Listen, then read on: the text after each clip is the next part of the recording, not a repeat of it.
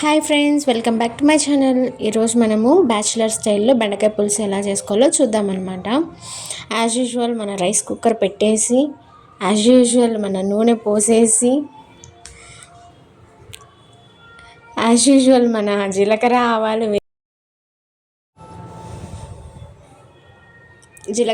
వేసేసుకొని, తర్వాత యాజ్ యూజువల్గా కరివేపాకు కూడా వేసేసుకుందాము.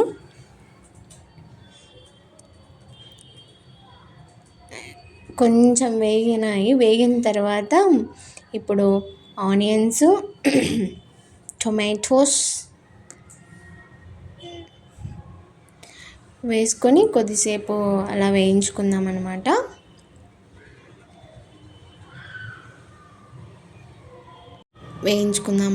ఫస్ట్ ఆనియన్స్, టమాటాస్ వేసుకున్న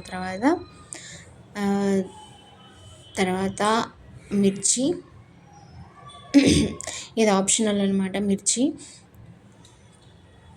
కారం పొడి వేసుకున్న వాళ్ళు మిర్చి అవసరం లేదు, బట్ నేను 2 వేసుకుంటాను, టేస్ట్ కోసం బాగుంటుంది. ఇప్పుడు కొంచెం ఉప్పు వేసుకుందాము. ఉప్పు వేసుకొని మంచిగా కొంచెం ఒక 50% బాగా మగ్గనిచ్చుకుందాం అనమాట.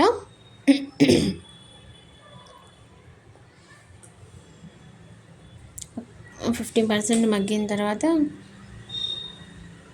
ఇప్పుడు వెల్లుల్లి పేస్ట్ వేసుకుందాము. తెల్లవాయి పేస్టు, ఓన్లీ తెల్లవాయి మాత్రమే, అల్లం వేసుకోకూడదు. కొద్ది పచ్చివాసన పోయేంత వరకు వేయించుకుందాము. ఇప్పుడు బెండకాయలు వేసుకుందాం అన్నమాట.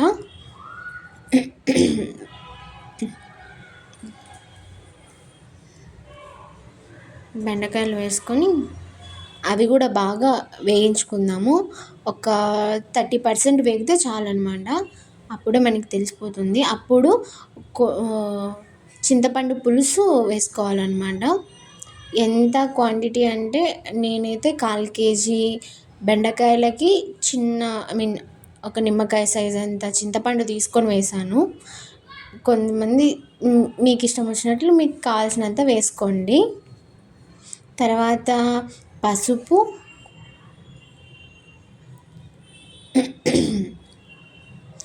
తర్వాత కారం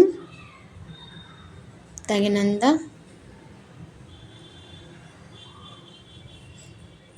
తర్వాత ధనియాల పౌడర్ వేసుకోవాలి. నాతో ధనియాల పౌడర్ లేదు కాబట్టి గరం మసాలా వేసుకుంటాను. స్పైసెస్ మన ఇష్టము. వేసేసుకొని కొద్దిసేపు బాగా ఉడికించుకుందాం అన్నమాట. ఒక 10 minutes అలా ఉడికించుకుంటే సరిపోయిద్ది. మసాలా అంతా మంచిగా బెండకాయకి పట్టుకుంటుంది అనమాట. అప్పుడు టేస్ట్ వస్తుంది. 10 minutes తర్వాత చూస్తే వాటర్ కూడా దగ్గరికి వచ్చేసాయి. బెండకాయ కూడా మంచిగా ఉడికింది, కలర్ చేంజ్ అయింది కదా. తర్వాత మనం బౌల్లోకి సర్వ్ చేసుకుందాము.